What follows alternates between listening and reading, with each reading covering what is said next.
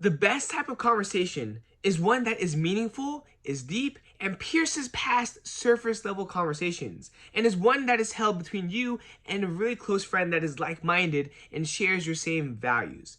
And I say this because I had the same exact type of conversation yesterday with one of my closest buddies. His name is Varun. And I kid you not, we spent 3 hours straight sitting in his Tesla and then going into my home, playing some banger music, like it's just an instrumental music, and we were just in the flow state, sharing ideas, exchanging thoughts and perspectives.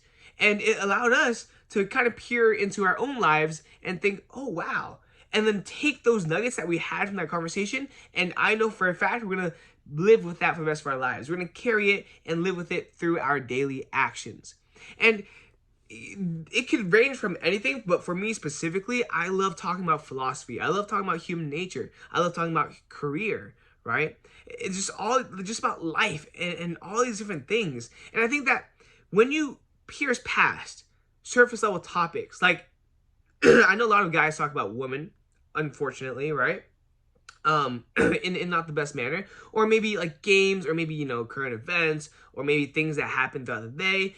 But the best conversations really are the ones that pierce past that, right? Like thinking, and let me give you an example of the takeaways that I had, right? For example, you can kind of see it. Oh, I actually won't show it. But like, for example, people are fake when their actions don't align with their emotions or intention. Notice their body language, tone, etc.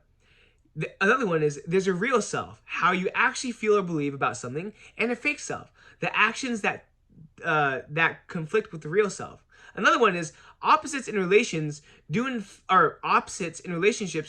fact not attract if they oh oh oh um mm, mm. So you know how the saying goes, opposites attract? That is not true if the opposites that attract are core values, or if the opposites that are conflicting are core values. The greater the number in conflicts with core values there are, for example, raising a family, religion, money, ethics, morals, philosophy, the less likely the relationship will succeed, right? Another one is hide your wealth. Be careful with who you tell about your wealth, and be careful in how you show it. Money changes how people will perceive you, for better or for worse. Example, gifts. People may become jealous if you're getting an expensive gift and they don't, or that you're getting an expensive gift when you are the person who least needs it or deserves it.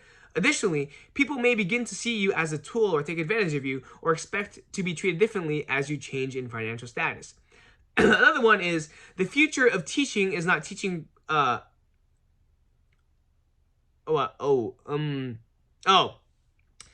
future of teaching is not teaching someone how to think, but rather, the future of teaching is not teaching someone what to think, but it's how to think. Information is so readily available in the modern age, so it's a matter of learning how to use it.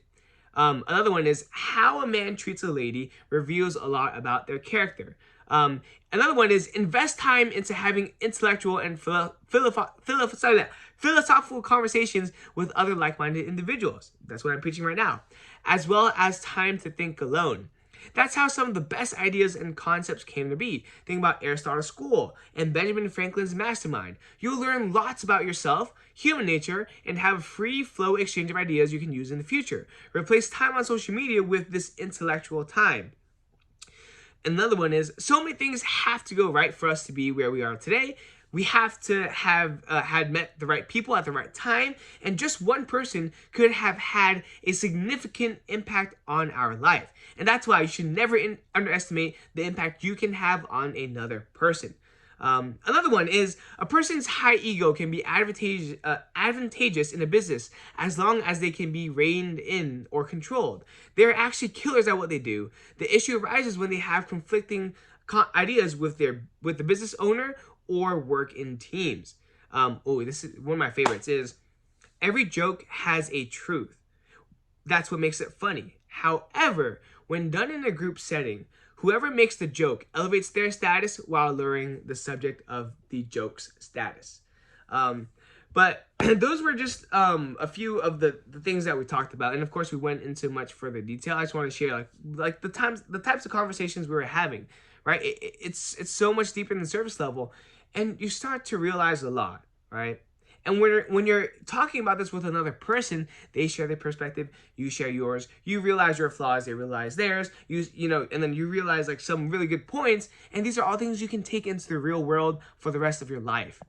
And I think that's why these conversations are so important, and they can be so groundbreaking. So I'm gonna strive to have more of these conversations every single week with this close friend of mine, as well as other friends of mine as well.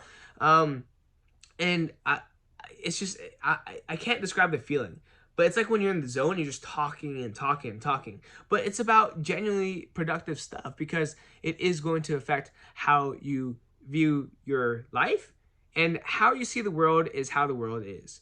But with that being said, today was a pretty good day. I woke up and I had a meeting at around 10, and that's how I got my day started. I had church from 11 to 12, and then I got some work done. I got a lot of work done actually on my school assignments, and then I spent the rest of the day spending time with my girlfriend, spending time with my boys. I watched One Piece, caught up. We we left off on the episode where Vegapunk was talking about something about D. There's something within the name D. But with that being said, I need to take more action. So tomorrow, I think I'm gonna skip class. Just because I don't think it's worth for me to go to USC just for one class. I really don't think it's worth it. I'll go the next day though when I have 2 classes. But with that being said, remember to be better daily. And I will be better tomorrow by getting work done or making progress on my back testing. But I will see you tomorrow. Peace out.